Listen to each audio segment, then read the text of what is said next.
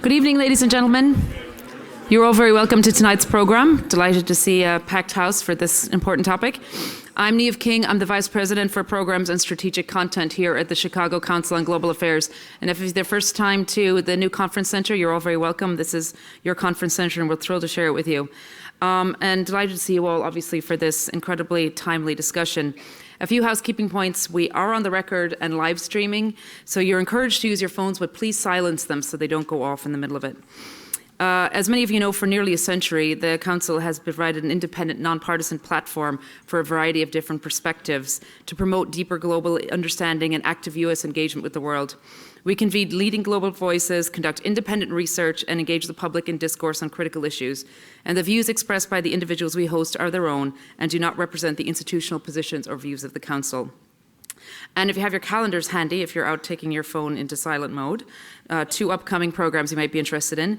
We have a terrific visitor in from China this week. Our show fellow, Victor Yuan, is here. He's the chairman of Dataway Horizon, and he will be giving an insider's view on social mobility within China. Fascinating guy. He comes from a family of 12. And he's done a lot of great work in China, including working with us on our polling that we do. And then on December 14th, the topic that has come up a lot lately is one of globalization. Jeff Garton, who's the Dean Emeritus of the Yale School of Management, will be in conversation with the Financial Times' Ed Luce, looking at the growing division and anti-globalist sentiments in the world. I'd like to welcome our partners tonight. Thanks a million for working with us. We love working with partners around the city and around the world. The DuSable Museum of African American History, the Chicago Urban League, the Great Migration Centennial Commission, and the University of Chicago Urban Labs. Thank you very much for working with us. Unfortunately, Sam Scott, who's on our board and who's the vice chair of our board, and businessman, couldn't be here tonight. Some of you may have heard his very moving acceptance speech last year when he won the Council's Global Leadership Award. He raised a call to action for business, civic, and governmental organizations to join together in making progress towards making a socially inclusive city. And Sam's been active with us also at the Council and throughout the city to raise awareness and to develop tonight's program. Unfortunately, he can't be with us tonight, but we have another leader who has helped spearhead this initiative, and that's Quentin Primo, also on our board. He stepped in tonight when Sam couldn't be here. Thanks, Quentin, for that. For those of you who don't know Quentin, he's Chairman and Chief Executive Officer of Capri Investment Group, one of the largest minority-owned real estate investment firms in the country. And he also sits on the Great Migration Centennial Commission, so he's ideally suited to be here tonight. Next, we have Mayor Nutter, sitting next to him. He's the former mayor of Philadelphia and a distinguished fellow here at the Chicago Council. He helped launch the Cities United, which is aimed at creating public-private partnerships to combat violence and crime among African-American men and boys. And he also serves on President Obama's My Brother's Keeper Advisory Committee. Next to Mayor Nutter, we have Toni Preckwinkle, many of you know, the president in Cook County Board and a former high school teacher. She's a former alderman of Chicago's 4th Ward, where she was dedicated to living wage and housing reform. And then lastly, we have Kamal Al-Solaleh. He's a journalism professor at Ryerson University in Toronto, Canada, and the author of the book Brown, What Being Brown in the World Means Today. And the book will be for sale after the program, right over there to the left. Ladies and gentlemen, please join me in welcoming our panelists for tonight's discussion. Thank you.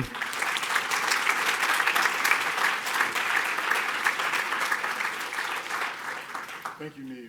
And I'm going to do my best impersonation of Sam Scott, who is a dear friend and mentor. I'll do my best. But thank you for coming this evening. It's a wonderful topic. Turn that mic up, or I can. My father was a minister. I can preach a bit, but I don't know if I can get to the ends of the room. So, can you hear me in the back? Okay, there we go. Excellent. Well, thank you again for all of you for coming to be interested in the topic and committed to this great city of Chicago.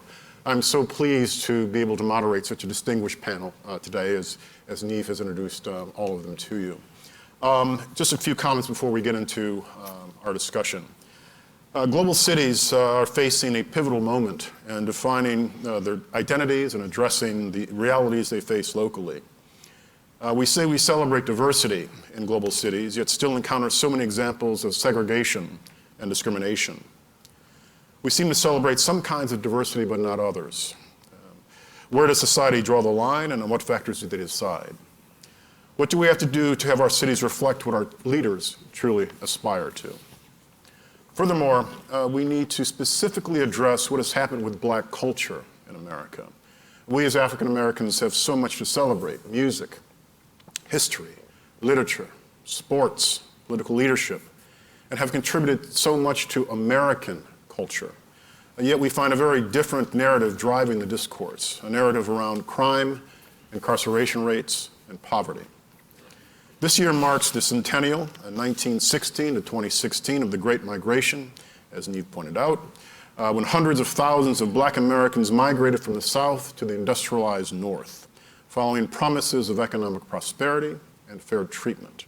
And my own father, who I referenced, an Episcopal minister, made this migration in the 1940s himself, along with his wife, to Rochester, New York, fleeing the Jim Crow South and opportunity. For centuries, people have migrated and continue to migrate to cities globally in search of security and opportunities. Globalization, a topic now of irreversible importance, has caused the loss of traditional manufacturing jobs for most of these centers, and thus we've seen a demise in what were traditionally bright spots for African Americans and for immigrants from other countries. We've also seen segregation, unfortunately, and discrimination that we have been unable to escape. Today's discussion will hopefully hit these issues at the core. We need to talk about race, we need to talk about economic opportunity, and we really need to develop policy solutions collectively and holistically to move past what we are facing in our country today. Hopefully we can identify some of the root causes to the challenges our cities face and how global cities can move from pockets of segregation to becoming truly inclusive societies. So let's first see if we can better understand today's realities in our cities. And I turn to Michael, Mayor Nutter first. Since the Great Migration, what has struck you as the driving force, or a key driving force, causing the devastating statistics around the African American community, from high homicide and shooting rates, to poverty, education, and unemployment, to teen pregnancies and family unit challenges? I mean, as African Americans, we suffer from the motherlode of interdisciplinary issues. Why is that? Not an easy question, but you can answer it. Yeah, I mean, Tell us why. Thanks a lot. Appreciate that first question. Nice meeting you too.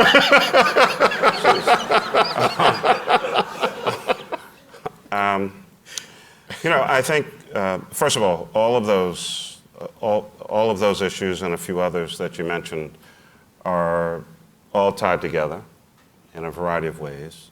Starts at the heart and soul is really about education, the opportunity, the ability to read, write, comprehend, get a job, to take care of yourself and your family, to see economic opportunity and vitality in communities. It's whether we're properly funding education systems in our respective jurisdictions. I'm not just talking about Chicago. Same challenges back in Philadelphia, that people are getting the training or retraining that they may need. The economy has changed. There is a narrative out there that some would like to promote that, the reason you don't have a job is because of this person or these kinds of individuals, and pitting Americans and in many instances international folks against each other, as opposed to being honest and true in the conversation to say that automation has changed technology in a variety of ways, and that there are other jobs that are actually going vacant in the United States of America, in cities all across the country. But we have to have an honest conversation about what's really happened in our economy. But, there are no gun manufacturers in North Philadelphia. Yet you can find guns very, very easily in my city. And so the real issue for me is, are we ready to have serious conversations about race? We just did a podcast a little while ago. We elected a first black president in 2008. Everybody was excited. And suddenly we had this euphoria of we've now moved into a post-racial society and environment. Everyone is going to love each other. We understand each other much better. And all of the crap that happened for the last 400 years suddenly disappeared. Well, we now know, of course, that is not true. And we're still suffering in many instances from what's in people's minds or in their hearts. And we can't necessarily legislate a lot of that away. but we can certainly invest in our children. We can invest in communities and have honest discussions with people about what is and what is not driving the global economy. The world is changing. We need to have serious conversation about that. What about the fact that black companies, black investment managers do not manage or control much of anything relative to the trillions and trillions and trillions of dollars that are out there that are under management by major firms? How does that lack of control and management of money impact the investment that's going on in the inner cities across the United States? You know, I mean, folks invest with people that they know or that they interact with. It's the same phenomenon we find with, you know, how many Fortune 500 companies have, you know, an African American or a woman as a leader? How many serve on the board of directors? Who picks the CEOs? Well, it's usually the board of directors. Well, if everybody looks the same, they're probably going to get somebody who looks the same in those instances. And so we have to move from being primarily consumers to also owners and producers. And so when companies are trying to do business in our cities, which we want that investment, I mean, the real question is, you know, not just, you know, how many African Americans or Latinos or women are going to get jobs in that construction, and I don't know what the construction situation is like here in Chicago, but, you know, who are your partners? Who do you do business with? Who do you buy from? What is your supply chain program? And have you ever thought about partnering with a smaller firm to help lift them up? I mean, those are the real conversations that we have to have in the 21st century. Excellent. President Preckwinkle, tell us about the city of Chicago. Do you agree with Mayor Nutter about these systemic issues that we face as a community, and what are we doing here in Chicago to address them? Well, Mayor Nutter is very eloquent. I am a teacher by profession. I spent 10 years in the classroom. You know, we have an education system in this country that promotes inequality. We spend most on the wealthiest kids because our property taxes are the basis for funding for our local schools. And so the wealthiest districts have the most spent on their kids and the poorest districts the least. And of course that just perpetuates inequality that already exists. So we have some real challenges around education in this country, and surely not just in Chicago. But education is a city, town, village function, and I'm a county elected official. And the challenge for me is different. Our main business is public health and public safety, and I'll talk a little bit about the public safety part. A quick story. A number of years ago, a delegation from South Africa came to visit our jail, and they got to the end of the tour, and the first question was, where's the jail for white people? 86% of the people in our jail are black and brown, 86%, although half the population of the county is African American Latino, about 25% Latino, about 25% African American, but 86% of the people in our jail. And this isn't true just in Cook County. Across the country, communities of color are disproportionately impacted by our criminal justice system. What I usually say, partly to be provocative and partly because it's true, that our jails in this country are at the intersection of racism and poverty. And the criminal justice system is a vehicle for oppressing black and brown communities. I mean, there's just no doubt about that. You get arrested for things in black and brown neighborhoods that you don't get arrested for in wealthy white neighborhoods. We have hyper-policing of our communities, and disproportionate numbers, particularly of our young people, get enmeshed in the criminal justice system at an early age, and that has a crippling effect on their ability to support themselves and their families going forward. This is a real challenge for elected officials at all levels, but particularly for those of us in the county who operate county jails.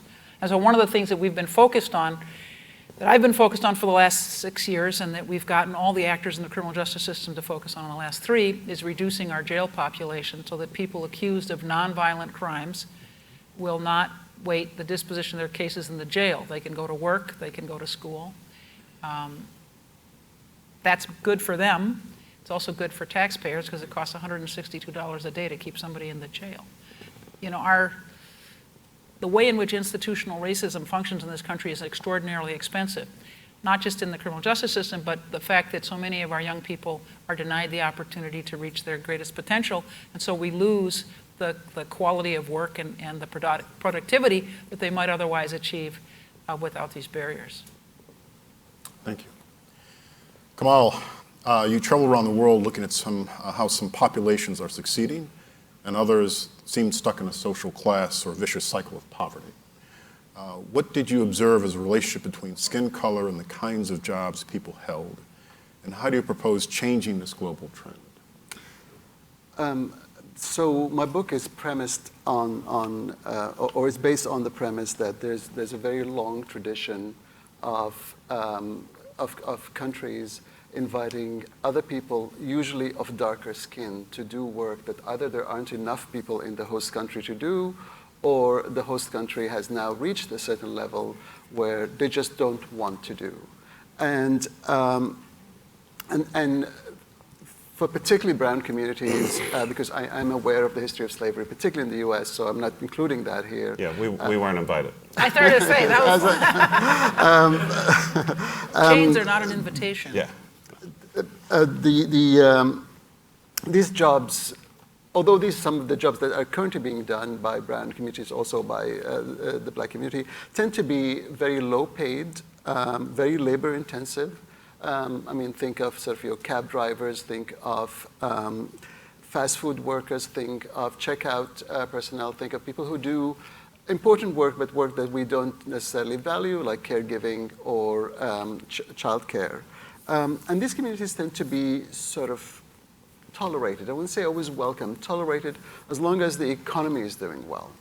For example, I traveled to Arizona and talked to a lot of undocumented Mexicans. And before the recession of 2008, there was some suspicion, obviously, but there was a different narrative. I mean, to some extent, authorities would almost turn a blind eye because the economy was doing so well. You needed people to build those resorts. You needed people to work in the kitchens. You needed people to clean houses and companies. So in the good, and that's whether it's in the US or in Malaysia or Hong Kong or the UK or France. In good times, these communities are sort of tolerated.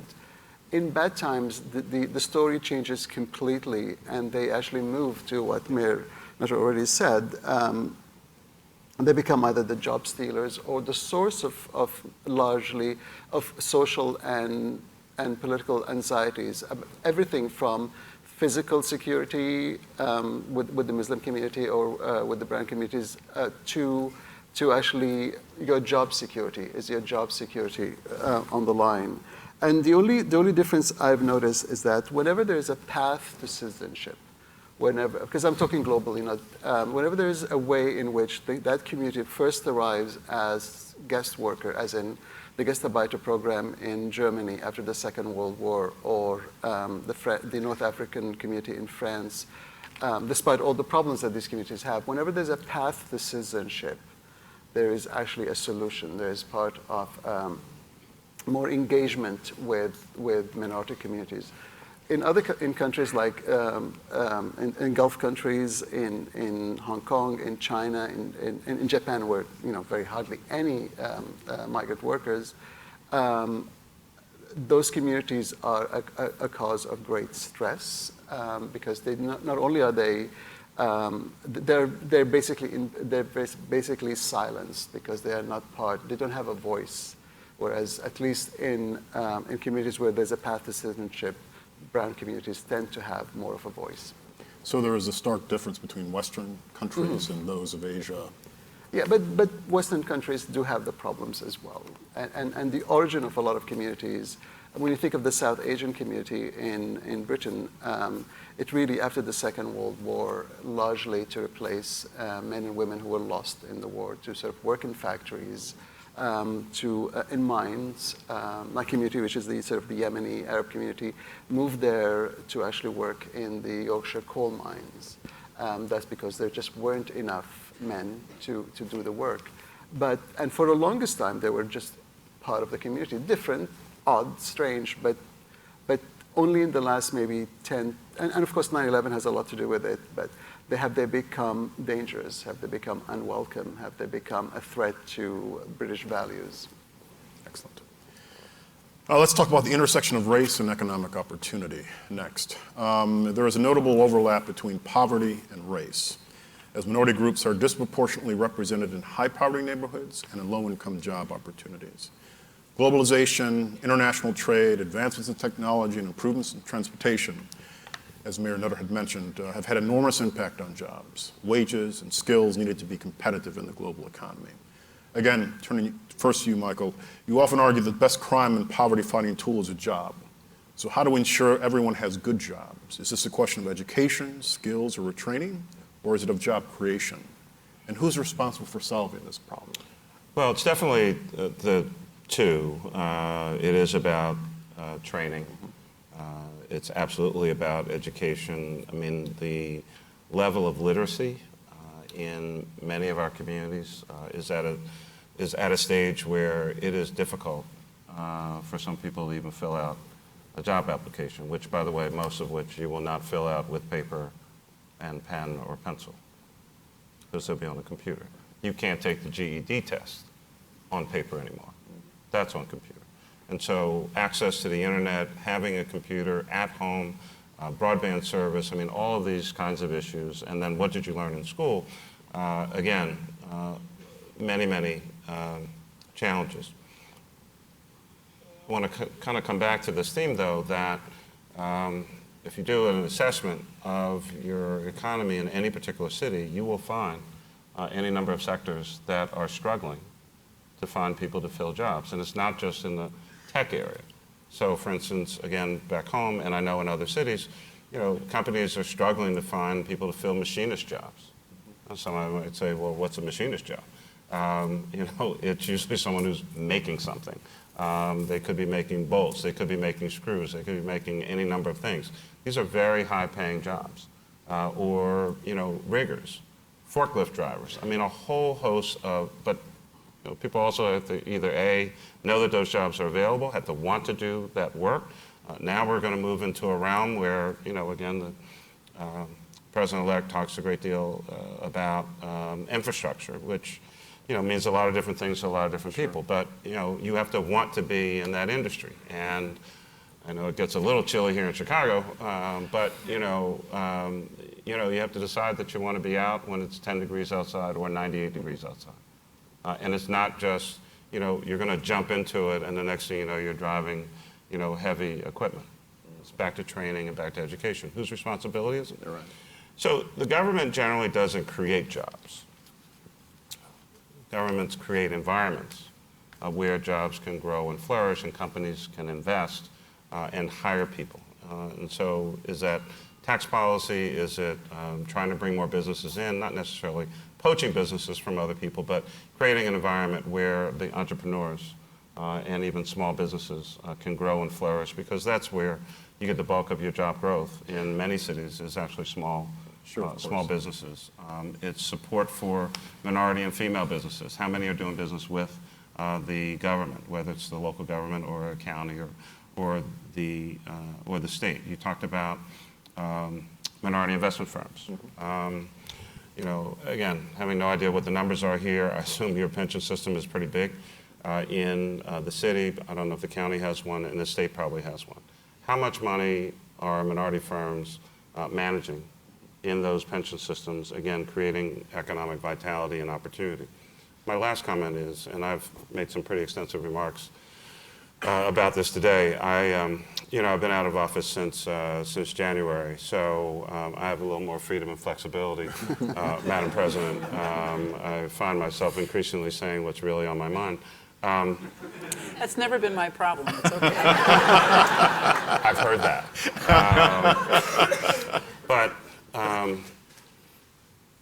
This announcement today, and I'll start my remarks by saying I do not know the individual. This is not personal. But the lifeblood of many cities across the United States of America, cities, counties, tribal communities, rural communities, has been a properly focused Department of Housing and Urban Development. Right. It is astounding to me, with no disrespect to the person, Democrats and Republicans, There have been people who were the secretary of the Department of Housing and Urban Development who had a background, who had some experience, who had some focus on what that department is about. That is the lifeblood of cities and communities all across the United States of America. And to knowingly, with purpose and focus, put someone to be nominated who has not 1 ounce of experience in that regard speaks volumes to where this next administration may be going. And I'm very, very concerned about that kind of action, that kind of effort, and what that means for cities and states all across the United States of America. I just had to get that one out. So I don't know what the future is going to be, but we have the opportunity to build on what much of President Obama did. One moment of politics, you know, when you're in charge, you actually have to govern. The White House, the House, and the Senate. So now what are you going to do? And how do you truly invest in communities? All black people do not live in the inner cities. All the inner cities are not hell. All of us are not unemployed or not taking care of our families or watching after our children. We're trying to be productive. And so there is a narrative out here that really needs to change. The election is over. Someone has won. We need to now be about the business of healing this nation and moving our cities and our state and this country in the right direction and actually be a legitimate player on the global stage, not turning away from the world, but actually opening ourselves up that much more.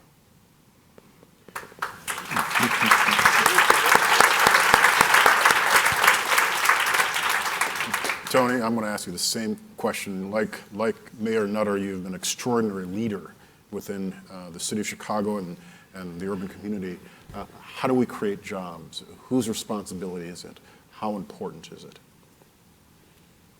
And you can comment on the Secretary of HUD as well. That's okay.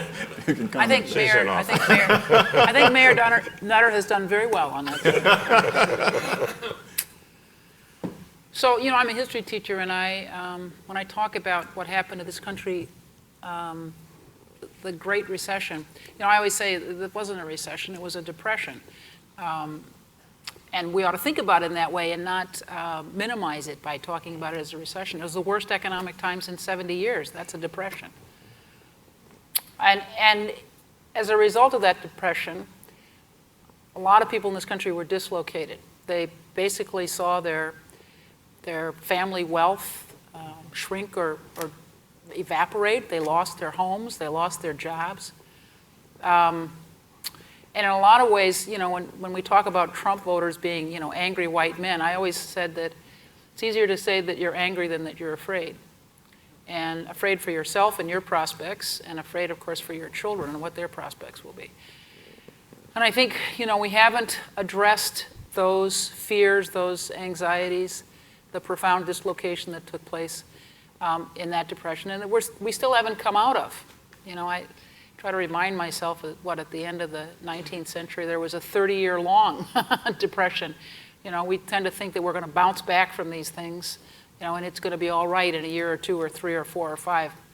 But sometimes it's decades before the economy regains its footing. And we're clearly in an extended period here where a lot of people are kind of on knife's edge economically.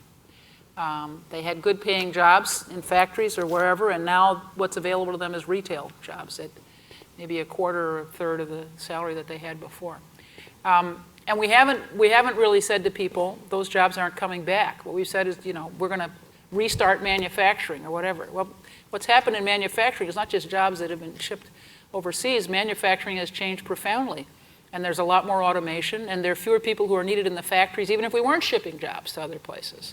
The main reason for the decline in manufacturing employment is automation, not really exporting jobs. So, you know, we have to be honest with people about that. We can't pretend that there's going to be some magic and there'll be lots more manufacturing jobs. We have to help people deal with the economy as it is and as we might see it in the future. And I don't think we've done that very well. It's government's obligation to try to help people find employment And we have programs to do that in Chicago, the Chicago Cook Workforce Partnership, to work with businesses to find the employees that they need, so kind of matching people up. But we also have to be honest with people and tell them, you know, the kind of job that you had in the past is not going to be available in the future. So you have to think about yourself in a different way, what other things you're interested in, might want to do in areas where the economy is growing. And we also have to pay people better for the kinds of work that will increasingly be available. So, you know, I'm a strong supporter of the campaign for $15 an hour. Nobody who works for a living should be in poverty. And we have to say, that's our commitment as a country. You work for a living, you should not be in poverty. And you should have health care, you should have sick days off. You know, these are kind of basic things that they take for granted in much of Europe, but which we don't take for granted here, and that reflects badly on all of us. So I think we have to acknowledge the role that government can and should play, but we also have to make it a policy and practice to speak honestly with people about what's ahead of us. And it's not that we're going to, by some magic, create lots more manufacturing jobs. We're going to have to figure out how to support people who do the menial work that helps make our society run. We have to value work like, as you said, caregiving and teaching and other things that don't presently pay very well or people aren't very well compensated for, if we want a successful, healthy society going forward. And I wish I were more confident that we're up to the challenge. Are you looking at me now? Yeah, it's your turn. Your turn. Say something optimistic.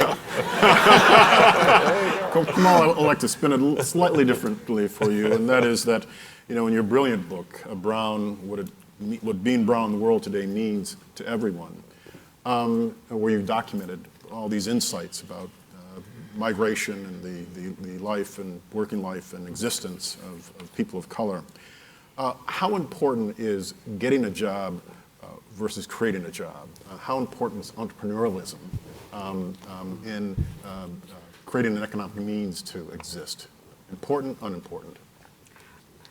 I mean, it's very important, but the migrants that we largely in North America, I mean, the ones who are coming out to Europe and North America, they may have entrepreneurial skills, but they are not in a position to sort of hit the ground running. And we tend to get actually, we tend to invite, I should say, people not to do those entrepreneurial jobs, not to become the future business leaders or the future, I mean, some of them, of course, do, but we ask them to come and do work that is, that we have devalued in society. So there's like, none of us want to do, so we'll just get some dark-colored person to do it. But what I would like to just point out that it's a much more complex sort of situation than what I'm just describing here verbally, because nobody really wants to leave their home if they could help it. And if they were able to fend for their children at home, they would have done that. And by the time someone leaves their hometown in Nepal or Philippines or Pakistan or North Africa, there has been a long historical and economic story that has forced them out of their country, and it is actually not necessarily a narrative of exploitation. So many of the migrant workers send money back to their home countries through remittances, which then gets invested in their home countries, therefore probably creating a better educated population. But it also allows us here to have two-income families. For example, if someone else is doing some of the work that traditionally has gone to, say, the homemaker, or whether it's male or female, if you introduce, I'll be blunt, if you introduce a cheap Filipino nanny and you pay her $500, then you can go and earn more. So it's very complex, because that nanny also sends money back to her family and actually is able to help her community. But but in general, I would agree with the idea that we need to actually have a better understanding of what is important to us and which jobs. Why do we value certain kind of work, including labor-intensive work, to the point where only, I mean, I have never been in a sort of Western country where I've taken a cab with someone who is not an immigrant, including my ride from the airport this afternoon, and my ride from my hotel to here. And I know what a grueling job that is. And we sort of need to talk about the hours, the pay scale, and also be aware that if we don't, then we are creating a kind of an underclass, a group of people who have come here just to sort of to serve like a rising middle class, for example. And the traditional narrative is that their children then go on through education and create sort of a better path for themselves. And most nannies I've spoken to said they would be mortified if any of their children decided to become a nanny as well. They do all of this so that they don't have to. But I'm actually, with the economy that Tony just mentioned, I am noticing that even a number of my students, regardless of their race, are doing a lot of precarious work, a work that doesn't really provide a path to middle class anymore. So most of you would have heard of the other famous mayor, Rob Ford in Toronto, the crack mayor. And it's remarkable what he's done, because he was able to feed off on suburban alienation, because it's actually in Toronto's suburbs that the underemployed, the unemployed tend to be, because it's away from the city. Real estate prices in the city are astronomical. Immigrants can't afford to live in cities anymore, so they end up living in the suburbs. And he was able to feed on that. He was able to create a kind of a populist movement that actually did not rely on white nationalism. He was able to sort of use some of that narrative, but instead get immigrants, black and brown communities, to rail against the elites. The elites become a kind of a code for everything that he hates. But the danger of that is that it's a world that is fact-free, information-free, and people are desperate, and they'll buy into it. Yeah. Welcome to the United States. Last round of questions are as follows.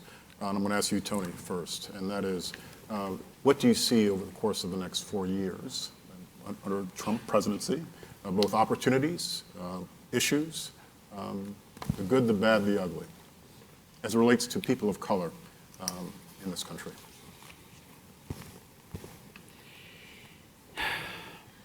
Well, you know, he appointed a white nationalist to be his senior advisor, Steve Bannon.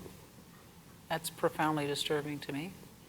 And then Jeff Sessions to be the Attorney General, somebody who was rejected by the Senate to be a federal judge in 1986 because of his racist views. I mean, he basically he accused the American Civil Liberties Union of being a bunch of communists. He was critical of a white lawyer who worked for the civil rights movement, basically implying that he was a traitor to his race. This is a person of very profoundly disturbing views, and he's going to be in charge of law enforcement in this country.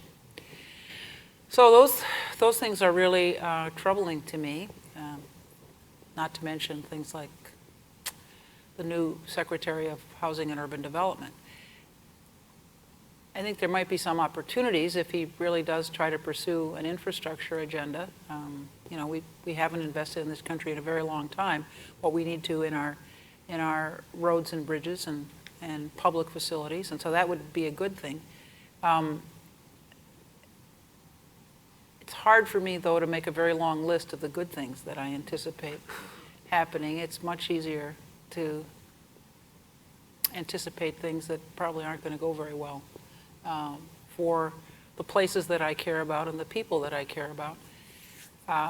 And you know, my response to my staff as we came into the office the day after the election was, let's try to figure out, what might happen, what are the scenarios that might happen, and how we could respond. So we've done some initial thinking about where we might have some opportunities, and that's something we're working on. But I guess the only thing for me to say is that I'm very troubled, and I'm very disappointed in my country. It may be true that Hillary won the popular vote, but somebody who has, spouted racist, sexist, anti-immigrant, anti-Semitic, religiously intolerant stuff all through the campaign was elected President of the United States. And I think that reflects very badly on us. Michael, your thoughts?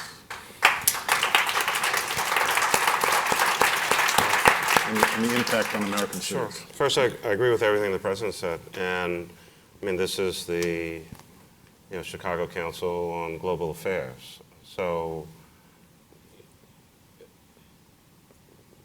I mean, as Kamal said, I mean, we're clearly in a fact-free, truth doesn't matter kind of environment. I mean, we're reaching out to, or he is, not me, reach out to Taiwan and on the one hand say, oh, well, we're just accepting a courtesy call when it's complete BS because you planned that 3 weeks ago. Possibly even before the election. So, I mean, it's just say whatever, and we'll explain it away later, or create some other controversy to divert. But I mean, now, it's just much more serious. And if you're up at 8 o'clock, tweeting at Anderson Cooper, if you're up at 6 in the morning or 3 in the morning, tweeting at a pageant queen, if you're up, I mean, you can't run the government on Twitter. And I tweet, I mean, generally at 3 o'clock in the morning, not really like a good idea. But I mean, at some point in time, you actually have to have like a press conference, right? Which has not happened since July. At some point, you have to actually talk to people and either apologize for all the stuff that the president mentioned and try to heal this country. How are you going to deal with, North Korea, Syria, Israel, Europe, China, Russia? I mean, it's serious. It's real. You're going to be president. Okay. Then grow up and put some people around you that have some basic common sense and some common decency to go with it. So, I try to be I mean, it may not have totally come across tonight, but I mean, I actually am an optimistic person. I try to be optimistic every day. But I mean, so far there's not been much presented.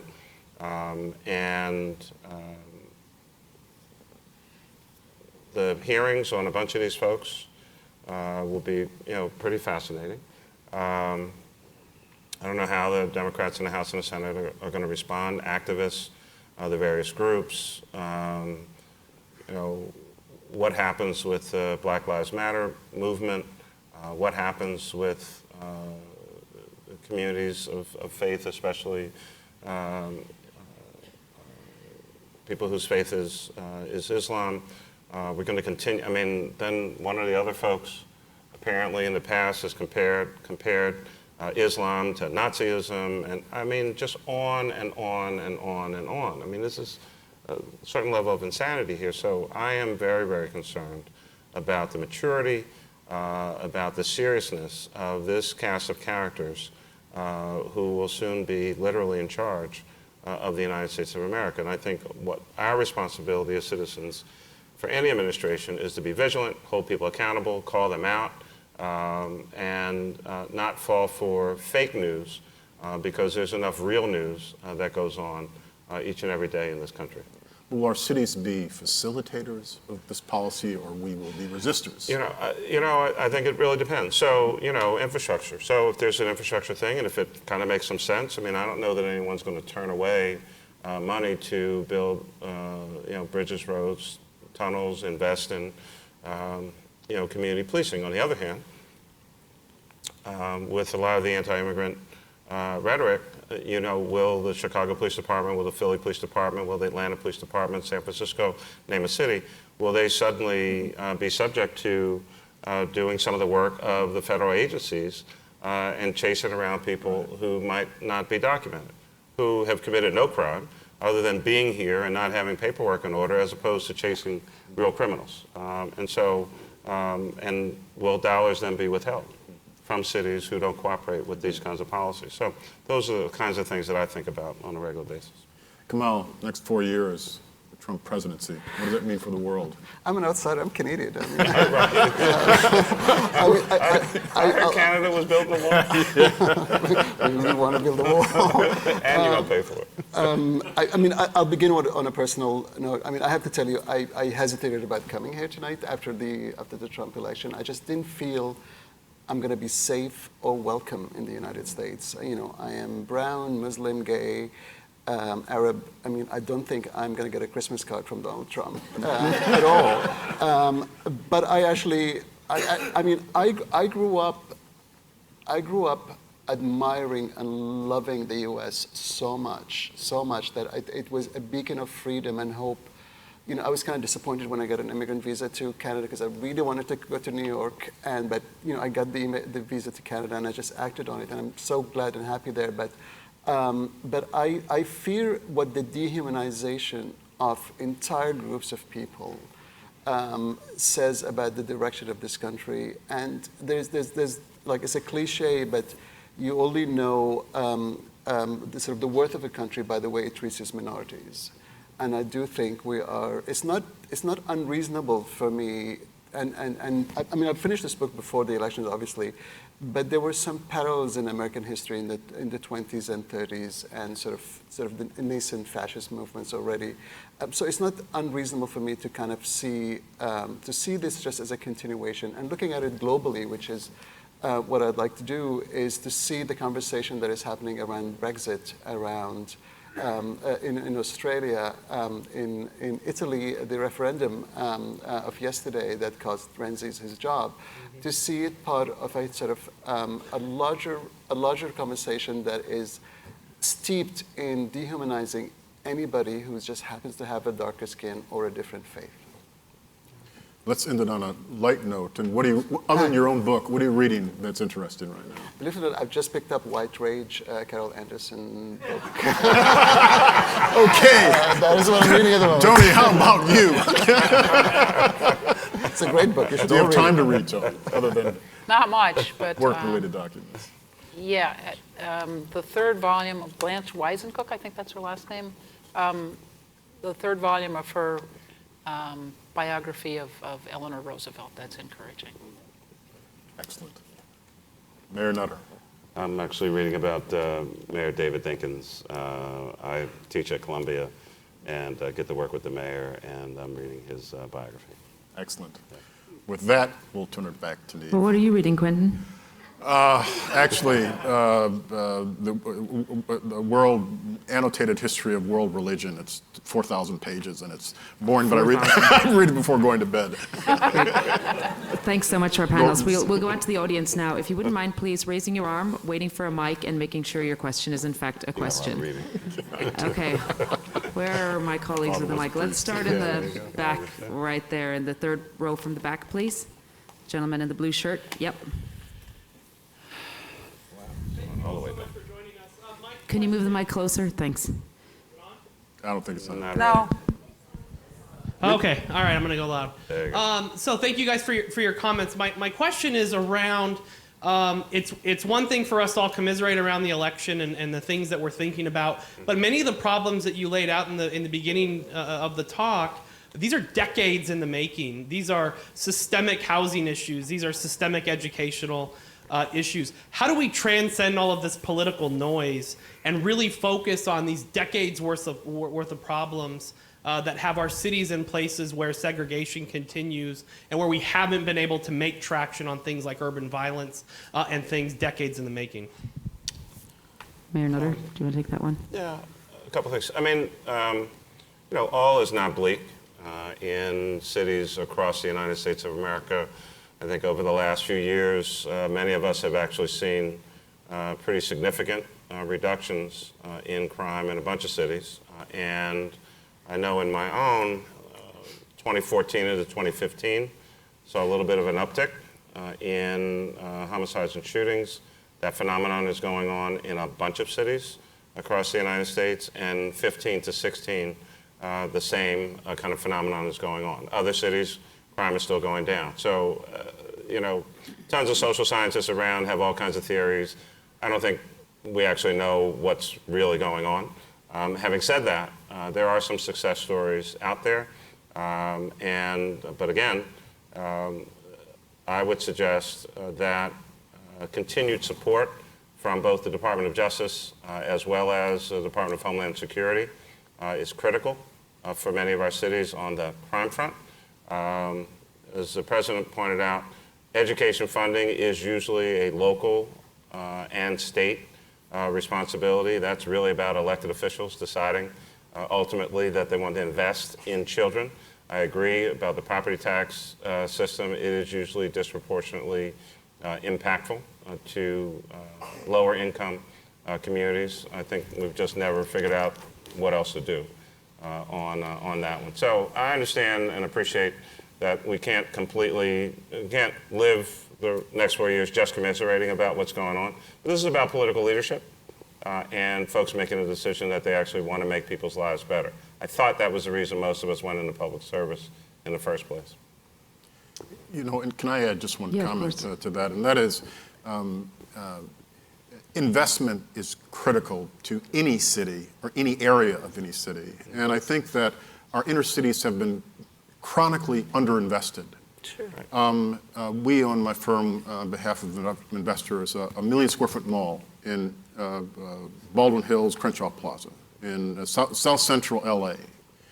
And we bought it on the cheap, and we've put a lot of money into it. We've taken it from a C grade mall to an A grade mall. And it's amazing, just simply the act of investing in the property and bringing it up to grade, showing the community that this is your mall, that we want to be part of the community, that we're going to make it nice and beautiful and give you a different merchandising mix and all sorts of stores you didn't have. And just doing that, our gang problem evaporated. Graffiti was stopped being written on the walls, okay?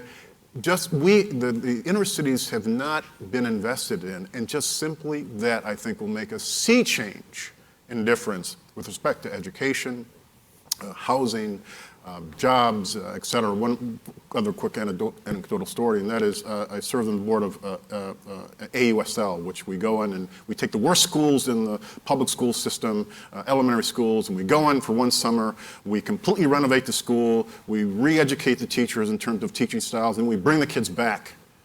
And test scores invariably go up. Obviously, they're being taught slightly differently, more inclusive, more parental involvement. But again, just the fact that we've gone in and we've upgraded the school and we've told them, we love you, you're important, you count, do your best job, makes a huge difference in test scores. So investment is very, very critical in my humble opinion. Definitely. Okay, why don't we go to this woman here, please, in the red sweater?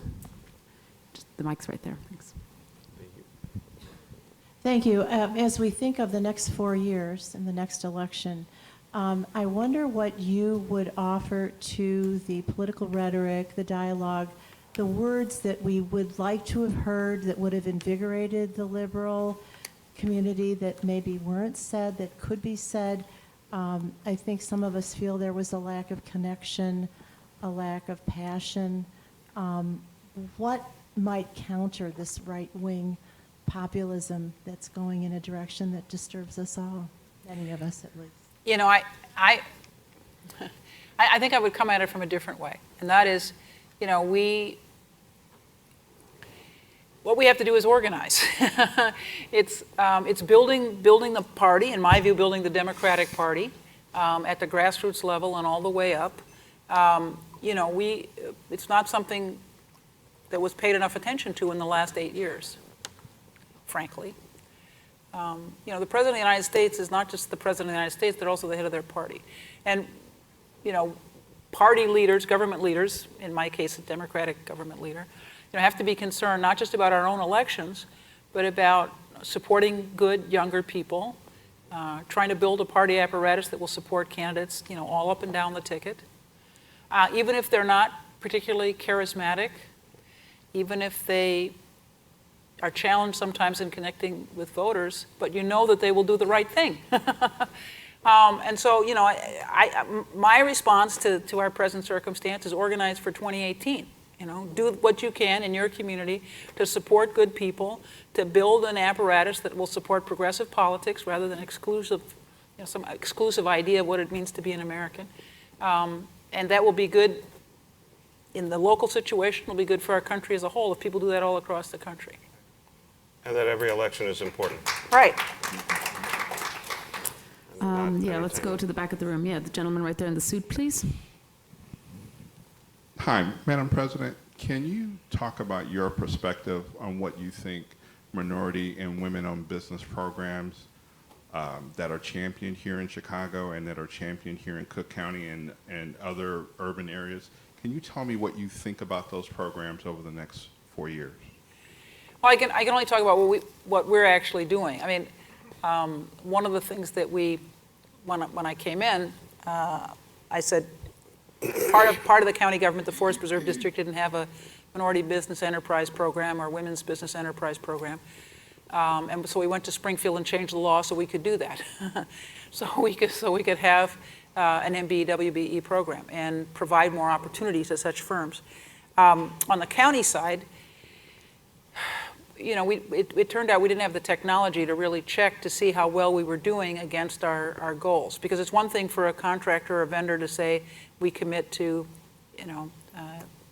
25% minority business enterprise and 10% women's business enterprise, but then you don't have the capacity to check to see if they're really doing that until the end, when basically it's too late. You can fine them for not doing it right, but you can't correct it all the way along. So we invested in technology to help us monitor more systematically and much more frequently performance and call people in who weren't meeting their MBWB goals and tell them, basically, either you do this right or you're going to be on the list where you're not going to get another contract from the county for 3 years. So it's a combination of commitment on the part of the elected leadership and effective systems in place to monitor performance and compliance, and then holding people accountable who don't comply. But these last couple of questions are all about political leadership. If you're not willing to invest your time and money in strengthening our democracy, don't complain. I always say voting is your first obligation as a citizen, but it's necessary but not sufficient. You have to spend time and money supporting good people if you want the democracy to be strong, and surely for your elected leaders to have the attitudes and views of the world and of their constituents that you have. So that's the challenge for all of us, not just to complain, but to work and organize. Yes, the woman right there, please, in the red sweater. No, right, sorry, Callan, right there. Good evening. One of my very dearest friends is a professor in the business school at Syracuse, and she was in town recently for a conference. And every time I see her, I ask her, what's academia talking about right now? Because I think it's really important, because academia tends to talk about things before government or industry starts talking about it. And she mentioned that right now they're looking at the trucking industry. I don't know if many of you know that the trucking industry is one of the largest employers globally. And with the recent advent of automated trucking and the fact that right now the trajectory of that technology is to remove the driver from the truck altogether, that they're positing that in the next 10 years, we're going to see a level of economic devastation that perhaps we haven't seen in a very long time because of that industry being turned over to automation. And I'm wondering, what can communities start doing now to prepare for this? Just of the sheer fact that, if we don't start having these conversations now, 10 years from now, we may ultimately be too late. Who'd like to take I buy a truck. Mayor Nutter, you'll take that one? Well, Been a little flip. I'd buy a truck. Yeah, no, I know. And so we're seeing the same thing, and there's the same concern with regard to the other driverless vehicles that may be on the streets down the road. The question is whether or not somehow some of those folks can get on the other side of technology, on the programming side, on the making of the materials that go into the technology, or find another path. I mean, part of the other challenge here is that sometimes the new jobs might not be in your locale, which is, it's just one more hassle that goes with it, because there actually could be a bunch of jobs over here, but you'd have to move to get those positions. And so that's not necessarily in the part of academia where I am. They're not necessarily talking about the trucking industry, but I mean, there are obviously people who write about future trends, and they're not like way off into the distant future. And so you're going to see more and more of this kind of activity. And then, yes, those jobs will go away, and they did not go to Mexico.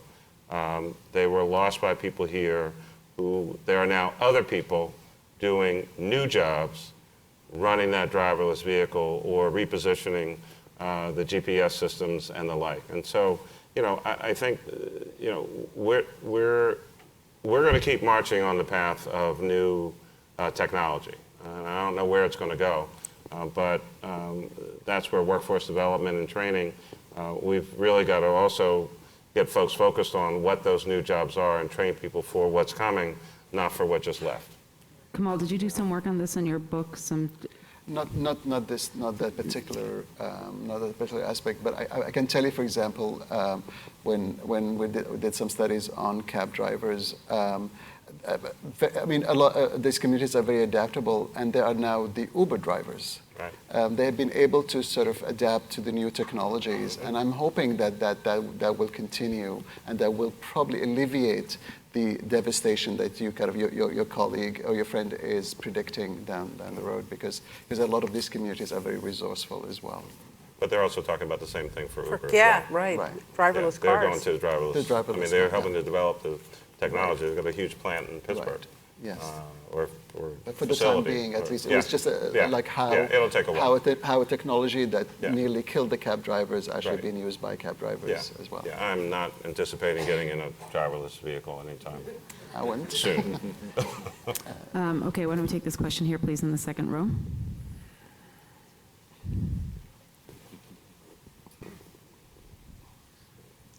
Good evening. You touched a bit about criminal justice early in your conversation.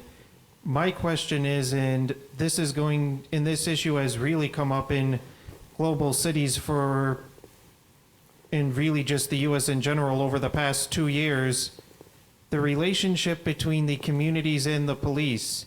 Do you think it would be a good idea to what are your ideas to maybe make it better? Should that include things like citizen police academies or citizen ride-alongs, maybe?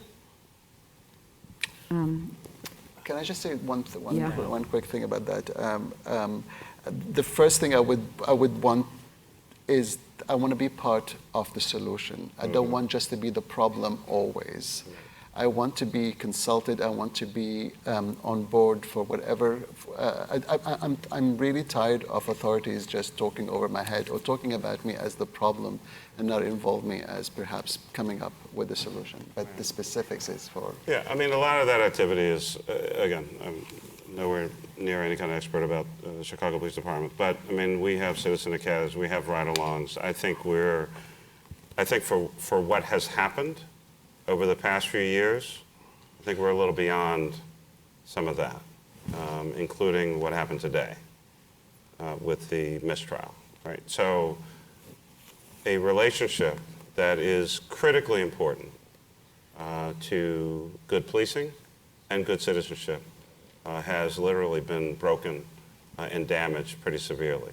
And it will take more than a few ride-alongs, I think, to fix that. When you look at some of the work, I do some other work with the University of Chicago and the urban labs, again, using data to try to figure out, where should our folks be and at what times, and who's, potentially likely to either be, a perpetrator or a victim. How many police are the right police? What are we doing with outdoor video surveillance, body-worn cameras? Are we really talking and engaging with citizens, or are we just kind of occupying a particular space? Or are we walking foot patrols and really getting to know all the good people in communities? Police officers cannot solve all of the crime by themselves. They need good citizens who know them and respect them, and citizens need to know that they're going to run into a professional who's going to treat them with dignity and respect, regardless of what the encounter is. When that is broken, both sides suffer, and you all suffer here in Chicago. It happens in Philly, Ferguson, pick a city. At any moment in time, you could find yourself in a kind of a powder keg kind of situation because of what's been happening all across the United States of America.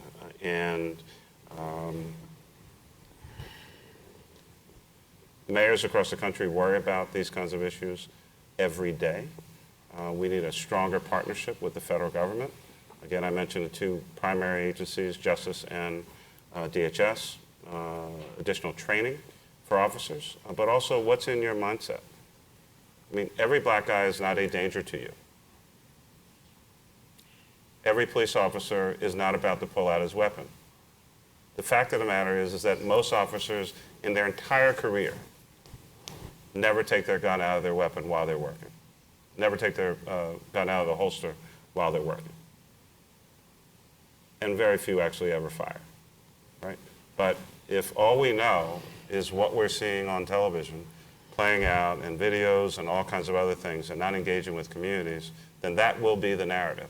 And both sides will be afraid of each other all day long. Well, that is a toxic environment.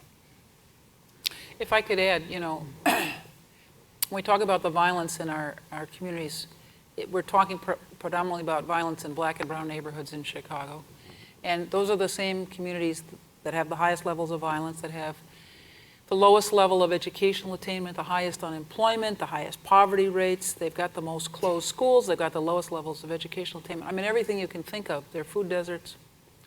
And unless we have a strategy, a holistic strategy to struggle with all those issues, we're not going to be able to deal with the violence, even if we have police on every corner. I mean, we're just not. So we have to have it was said earlier, the best alternative to violence and to gang activity is employment, is job opportunities. Unless we have economic development in these neighborhoods, no matter how many police we have on the street, we're not going to deal with the problems.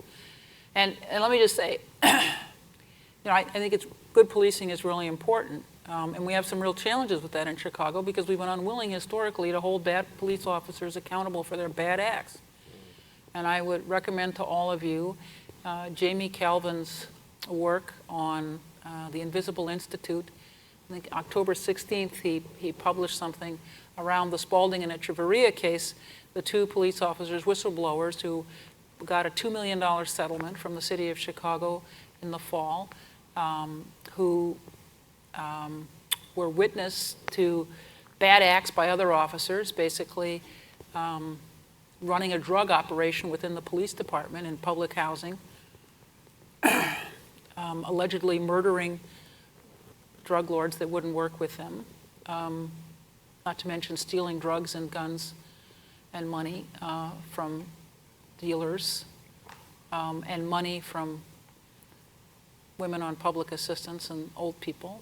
I mean, the allegations that they treated public housing developments like cash machines. I mean, this is very troubling stuff. And the allegations are not simply that there's a code of silence at the sort of ground level, but there's a code of silence all the way up the chain of command in the police department. Well, until you address those kind of allegations of corruption, you're not going to have anybody who has any confidence in the police. How anybody in public housing in the times that were reported in that story have any confidence in the police if they're robbing people in front of them all the time? The challenges that we have are not just about, residents in these communities having having no confidence in the police. I mean, it's well-deserved in, in many of these communities that they have no confidence in the police. And all of us ought to be troubled by that. Okay, another question. Let's go to the woman with the glasses there in the back, please. There's a mic closer to on your. Oh, okay, sorry. Thank you. I was wondering if the panel could comment on the legacy of redlining and the massive extrapolation of wealth that represented for most minority communities, and that was reiterated or repeated essentially with the 2009 housing crash. Who'd like to take that one?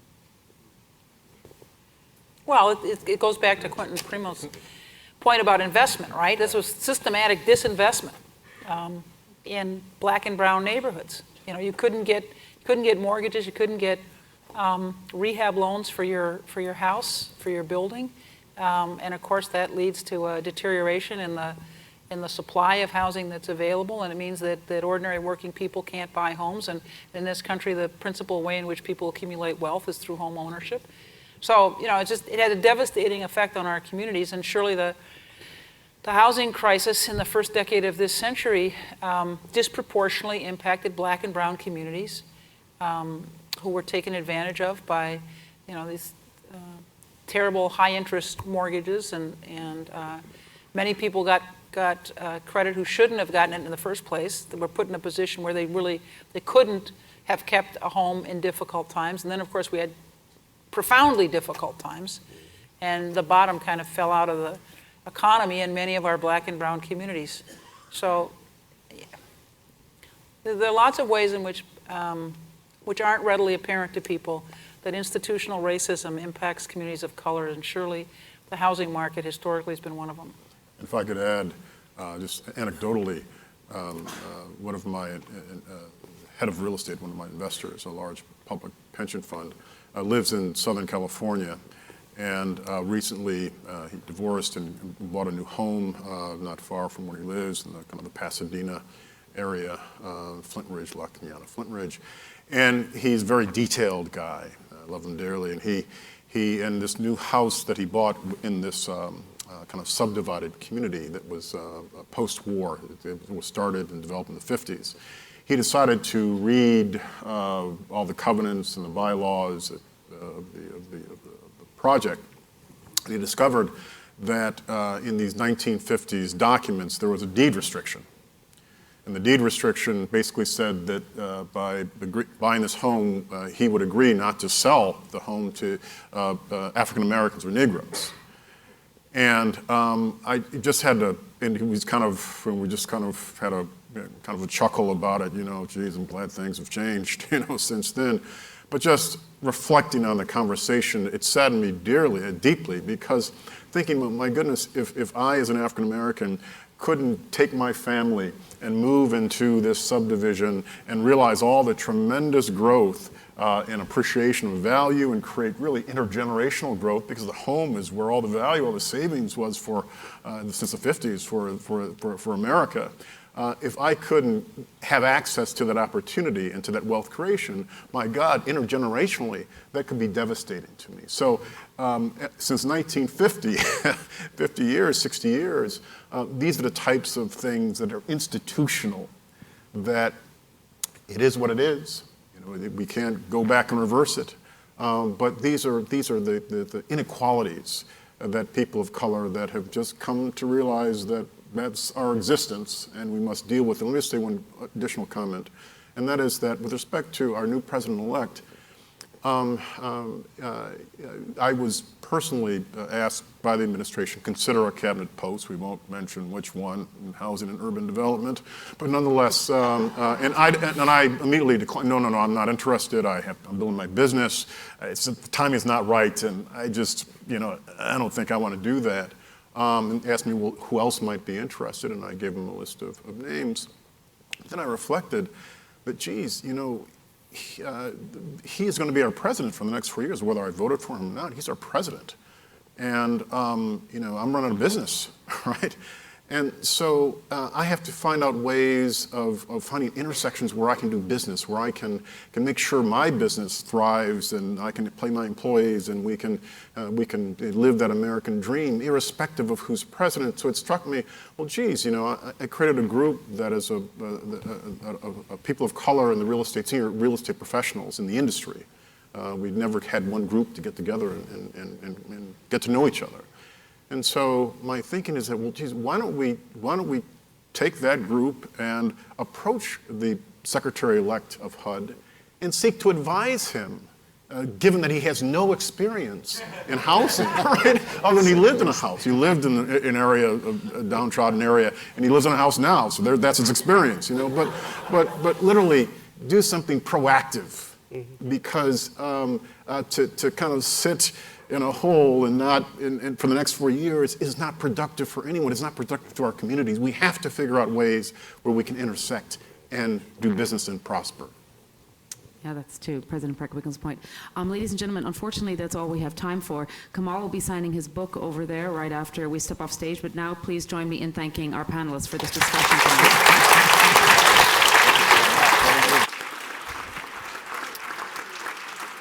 I'd also just like to